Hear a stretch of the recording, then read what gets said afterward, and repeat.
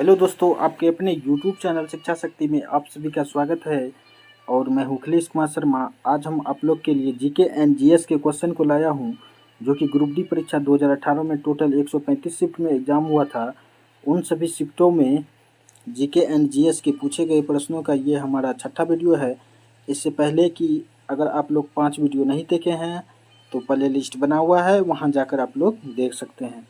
और यह सभी प्रश्न इम्पोर्टेंट और सेलेक्टेड है, इसलिए वीडियो को पूरा देखिएगा। और हाँ दोस्तों, अगर आप लोग चैनल पर नए हैं, चैनल को लाइक शेयर एंड सब्सक्राइब जरूर करें। तो चलिए आज के वीडियो को स्टार्ट करते हैं। आज का पहला क्वेश्चन है, जिस परमाणु की बाहरी कक्षा में इलेक्ट्रॉनों की संख्या पूर्ण होती है उसकी संयोजकता डैश होती है। तो इसका राइट आंसर होगा ऑप्शन डी, शून्य। जिस परमाणु की बाहरी कक्षा में इलेक्ट्रॉन की संख्या पूर्ण होती है तो उसकी संयोजकता शून्य होती है। चलिए अगले क्वेश्चन को देखते हैं। अगला क्वेश्चन है, सोडियम से क्लोरीन की ओर जाने पर परमाणु आकार डैश है। तो इसका राइट आंसर होगा ऑप्शन बी, घटता है। सोडियम से क्लोरीन की ओर जाने पर परमाणु आकार क्या होगा? घटता है। चलिए अगले क्वेश्चन में, अगला क्वेश्चन है, कैल्शियम हाइड्रोक्साइड के विलयन से जब कार्बन डाइऑक्साइड गुजरती है तो बनने वाले अवशेष का रंग कैसा होता है? तो इसका राइट आंसर होगा ऑप्शन डी, सफ़ेद। कैल्शियम हाइड्रोक्साइड के विलयन से जब कार्बन डाइऑक्साइड गुजरती है तो बनने वाले अवशेष का रंग कैसा होता है? सफ़ेद। चलिए अगले क्वेश्चन में, अगला है, निम्न में से कौन सा संतृप्त हाइड्रोकार्बन है? तो इसका राइट आंसर होगा ऑप्शन बी, C2H6। C2H6 संतृप्त हाइड्रोकार्बन है। चलिए अगले क्वेश्चन में, अगला है, अकेले फाइटर एयरक्राफ्ट उड़ाने वाली पहली भारतीय महिला कौन बनी? तो इसका राइट आंसर होगा ऑप्शन बी, अवनी चतुर्वेदी। अकेले फाइटर एयरक्राफ्ट उड़ाने वाली पहली भारतीय महिला अवनी चतुर्वेदी। चलिए अगले क्वेश्चन में, दंत चिकित्सक अवतल दर्पण का उपयोग करते हैं क्योंकि इस पर निर्मित प्रतिबिंब कैसा होता है? तो इसका राइट आंसर होगा ऑप्शन डी, आभासी और बड़ा। दंत चिकित्सक अवतल दर्पण का उपयोग करते हैं क्योंकि इस पर निर्मित प्रतिबिंब आभासी और बड़ा होता है। बलेडा रेगिस्तान किस देश में स्थित है? तो इसका राइट आंसर होगा ऑप्शन डी, पोलैंड। बलेडा रेगिस्तान किस देश में है? पोलैंड में। चलिए अगले क्वेश्चन में, बाहुबली फिल्म श्रृंखला में भल्लाल देव के चरित्र का अभिनय करने वाले अभिनेता का नाम क्या है? तो इसका राइट आंसर होगा ऑप्शन डी, राणा दग्गू बाटी। बाहुबली फिल्म श्रृंखला में भल्लाल देव के चरित्र का अभिनय करने वाले अभिनेता का नाम क्या है? राणा दग्गू बाटी। चलिए अगले क्वेश्चन को देखते हैं। अगला क्वेश्चन है, प्रोटीन की जानकारी प्रदान करने वाले डीएनए के भाग को क्या कहा जाता है? तो इसका राइट आंसर होगा ऑप्शन डी, जीन। प्रोटीन की जानकारी प्रदान करने वाले डीएनए के भाग को जीन कहा जाता है। चलिए अगले क्वेश्चन में, भारत में अंग्रेजों द्वारा निर्मित पहला किला कौन सा था? तो इसका राइट आंसर होगा option A, fort saint George. Bharat में अंग्रेजों द्वारा निर्मित पहला किला कौन सा था? Fort saint George. लैंगिक प्रजनन के दौरान जब दो अलग अलग जीवाणु कोशिकाएं संयोजित होती है तो वे किसका निर्माण करती है? तो इसका राइट आंसर होगा ऑप्शन डी, युग्मनज का।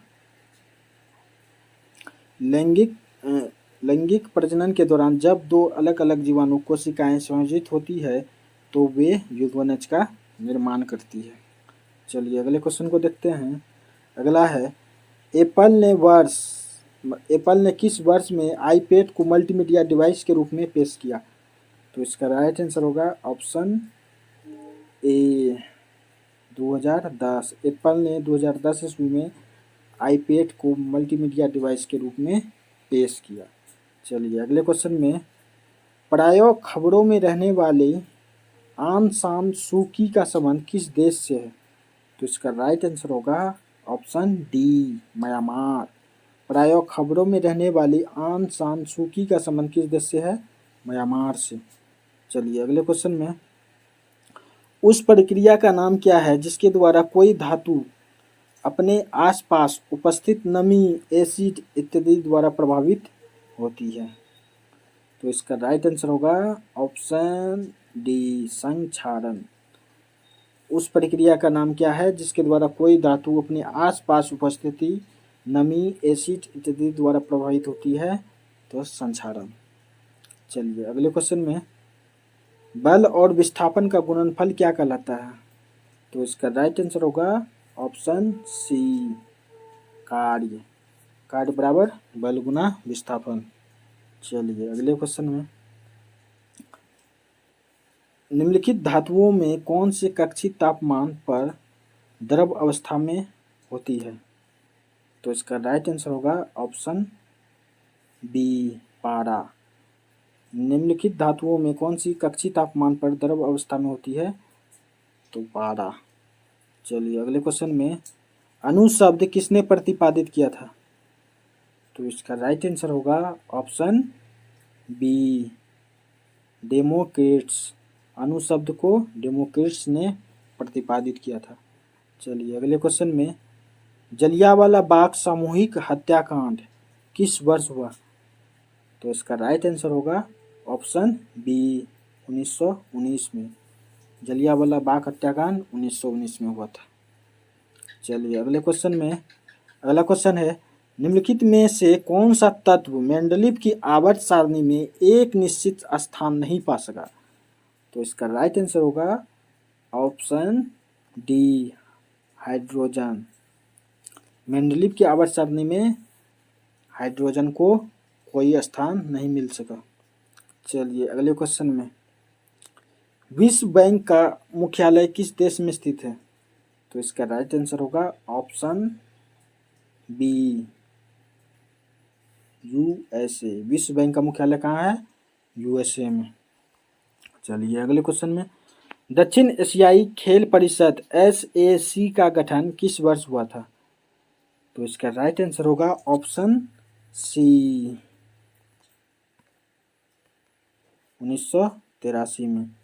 दक्षिण एशियाई खेल परिषद SAC का गठन 1983 ईस्वी में हुआ। चलिए अगले क्वेश्चन में, एक वस्तु को एक अवतल दर्पण के सामने उसके फोकस बिंदु और वक्रता केंद्र के बीच स्थित एक बिंदु पर रखा गया है, निम्नलिखित निर्मित होने वाली छवि होगी। तो इसका राइट आंसर होगा ऑप्शन सी वास्तविक और उल्टी। चलिए अगले क्वेश्चन में, अगला क्वेश्चन है, कॉपर के एक अणु में कितने परमाणु होते हैं? तो इसका राइट आंसर होगा ऑप्शन सी 6.022 इंटू 10⁻23। चलिए अगले क्वेश्चन में, निम्नलिखित में से कौन सा उच्च तापमान पर आसानी से ऑक्सीकृत जलता नहीं होता है? तो इसका राइट आंसर होगा ऑप्शन डी मिश्र धातु। मिश्र धातु जो है उच्च तापमान पर ऑक्सीकृत नहीं जलता है। चलिए अगले क्वेश्चन में, ऑक्टेट्स का न्यूलैंड सिद्धांत केवल कब तक लागू होता है? तो इसका राइट आंसर होगा ऑप्शन सी कैल्शियम। ऑक्टेट्स का न्यूलैंड सिद्धांत केवल कैल्शियम तक ही लागू होता था। दोस्तों आज यहीं तक। अगर आप लोग इन सभी प्रश्न का PDF लेना चाहते हैं तो हमारे व्हाट्सएप ग्रुप को ज्वाइन कर सकते हैं। मिलते हैं फिर अगले वीडियो में।